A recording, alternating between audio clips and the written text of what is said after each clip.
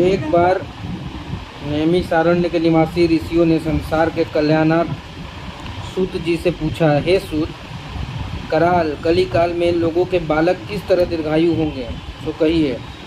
सूत जी बोले, जब द्वापर का अंत और कलयुग का आरंभ था, उसी समय बहुत सी शोकाकुल स्त्रियों ने आपस में सलाह की कि क्या इस कली में माता के जीवित रहते पुत्र मर जाएंगे।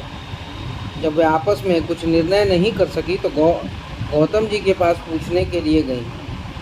जब उनके पास पहुंची तो उस समय गौतम जी आनंद के साथ बैठे थे। उनके सामने जाकर उन्होंने मस्तक झुकाकर प्रणाम किया। तदंतर स्त्रियों ने पूछा, हे प्रभु, इस कलयुग में लोगों के पुत्र किस तरह जीवित रहेंगे? इसके लिए कोई व्रत या तप हो तो कृपया करके बताइए। इस तरह उनकी बात सुनकर गौतम जी बोले, आपस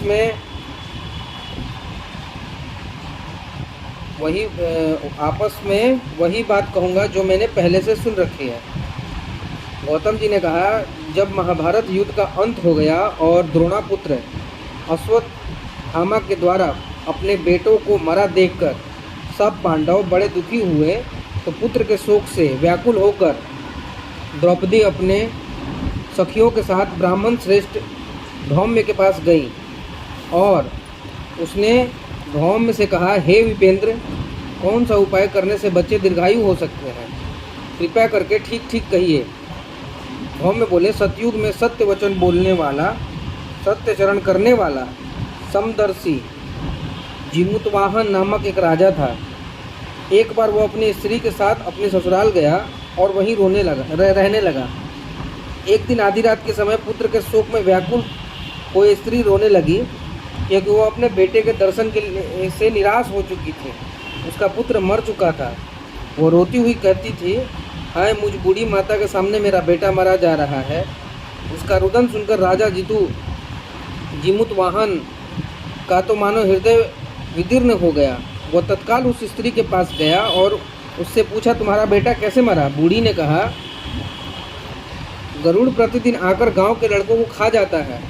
इस पर दयालु राजा ने कहा, माता अब तुम रो मत, आनंद से बैठो, मैं तुम्हारे बच्चों को बचाने का यत्न करता हूँ। ऐसा कहकर राजा उस स्थान पर गया जहाँ गरुड़ आकर प्रतिदिन मांस खाया करता था। उसी समय गरुड़ भी उस पर टूट पड़ा और राजा के शरीर का मांस खाने लगा।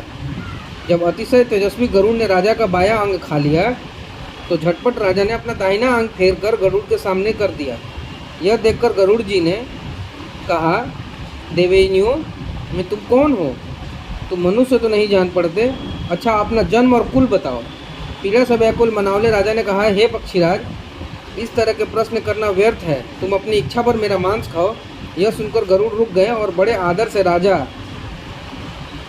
के जन्म और कुल की बात पूछने लगे। राजा ने कहा, मेरी माता का नाम सव्या और मेरे पिता का नाम शालिवाहन है। सूर्य वंश में मेरा जन्म हुआ है और जिमुतवाहन मेरा नाम है। राजा की दयालुता देखकर गरुड़ ने कहा, हे महाभाग, तुम्हारे मन में जो अभिलाषा हो वो वर मांगो। राजा ने कहा, हे पक्षीराज, यदि आप मुझ वर दे रहे हैं तो वर दीजिए कि आपने अब तक जिन प्राणियों को खाया वे सब जीवित हो जाएं। हे स्वाभिमान, आपसे यहाँ बालकों को न खाएं और कोई ऐसा उपाय करें कि जहाँ जो उत्पन्न हो वे लोग बहुत दिनों तक जीवित रहें। धौम्य ने कहा कि पक्षीराज गरुड़ जो वरदान देकर स्वयं अमृत के लिए नागलोक चले। वहाँ से अमृत लाकर उन्होंने उन मरे मनुष्यों की हड्डियों पर बरसाया। ऐसा करने से सब लोग जीवित हो गए जिनको पहले गरुड़ ने खाया था। राजा के त्याग और गरुड़ की कृपा से वहाँ वालों को बहुत कष्ट दूर हो गया। उस समय राजा का शरीर की शोभा दूनी हो गई थी। राजा की दयालुता देखकर गरुड़ ने फिर कहा, मैं संसार में कल्याणार्थ एक और वरदान दूंगा। आज आश्विनी कृष्ण सप्तमी से रहित शुभ अष्टमी तिथि है। आज ही तुमने यहाँ की प्रजा को जीवन दान दिया है। हे वत्स, अब यह दिन ब्रह्मा भाव हो गया है। जो मूर्ति भेद में विधि नामों में विख्यात है वही त्रैलोक्य से पूजित दुर्गा अमृत प्राप्त करने के अर्थ में जीवत पुत्रिका कहलाई है। तो इस तिथि को जो स्त्रियां उस जीवित पुत्रिका की ओर कुश को आकृति बनाकर तुम्हारी पूजा करेंगी तो दिनों दिन उनका सौभाग्य बढ़ेगा और वंश भी बढ़ती रहेगी। हे महाभाग, इस विषय में विचार करने की भी आवश्यकता नहीं है। हे राजन, सप्तमी से रहित और उदयातिथि के अष्टमी को व्रत करें, यानी सप्तमी विद अष्टमी जिस दिन हो उस दिन व्रत न कर शुद्ध अष्टमी को व्रत करें और नवमी में पारण करें।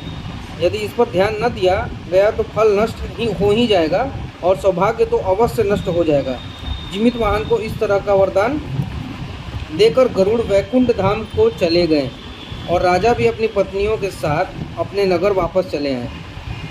धौम्य द्रौपदी ने कहा, हे देवी, मैंने यह अतिशय दुर्लभ व्रत तुमको बताया है।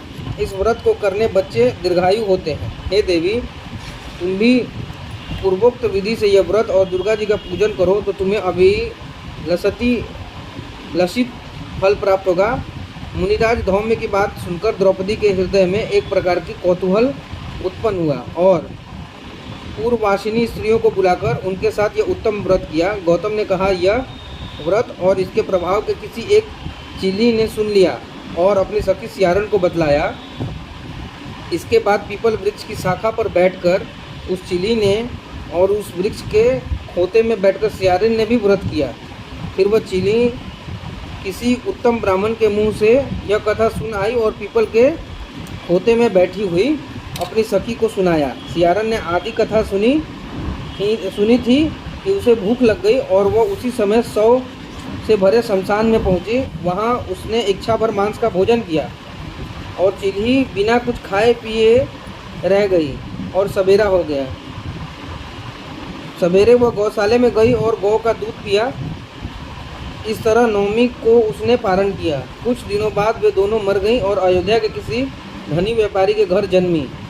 संयोग से उन दोनों का जन्म एक ही घर में हुआ, जिसमें सियारन ज्येष्ठ हुई और चीली छोटी। वे दोनों शुभ लक्षणों से युक्त थी, इसलिए बड़ी लड़की काशीराज के और छोटी उसके मंत्री के साथ गार्हपत्य अग्नि के सामने विधि पूर्वक ब्याही गई।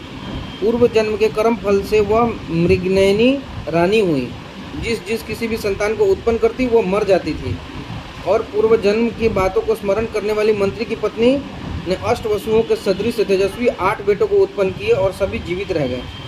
अपनी बहन के पुत्रों को जीवित देखकर ईर्ष्यावश राजपत्नी ने अपने स्वामी से कहा कि यदि तुम मुझे जीवित रखना चाहते हो तो इस मंत्री के सभी पुत्रों को उसी जगह भेज दो जहाँ मेरे बेटे गए हैं, अर्थात इन्हें मार डालो। यह सुनकर राजा ने उस मंत्री के पुत्रों को मारने के लिए कई प्रकार के उद्योग किए, पर मंत्री पत्नी ने जीवित पुत्रिका के पुण्य बल से बचा लिया। एक दिन राजा ने अपने आदमियों से उन पुत्रों का सिर कटवाकर पिटारी में रखवाया और वह पिटारी उनकी माता मंत्री पत्नी के पास भेज दिया, किंतु वो 8 सिर बेशकीमती जवाहरात हो गए और भले चंगे वो 8 लड़के अपने माता के पास वापस चले गए। उनको जीवित देखकर राजपत्नी को बड़ी विस्मय हुआ। अंत में वो मंत्री के पत्नी के पास आई और उसने पूछा, बहन, तुमने कौन सा ऐसा पुण्य किया है जिसमें बार बार मारे जाने पर भी तुम्हारे बेटे नहीं मरते? इस पर मंत्री की पत्नी ने कहा, पूर्व जन्म में मैं चीली थी और तुम सियारन, दोनों ने व्रत किया था। तुमने व्रत के नियमों का भली भांति पालन नहीं किया था और मैंने किया था। इसी दोष से बहन तुम्हारे बेटे नहीं जीते हैं। ओ राजरानी, अब भी तुम जीवत पुत्रिका का व्रत करो और तुम्हारे बेटे दीर्घायु होंगे। मैं तुम्हें सच सच कह रही हूँ। उसके कथनानुसार रानी ने व्रत किया, तभी से उसके बेटे सुंदर और दीर्घायु होकर बड़े बड़े राजा हुए। सूत जी कहते हैं कि सब प्रकार का आनंद देने वाला मैंने यह दिव्य व्रत बतलाया। स्त्रियाँ चिरंजीवी संतान चाहती हो तो विधि पूर्वक यह व्रत करें।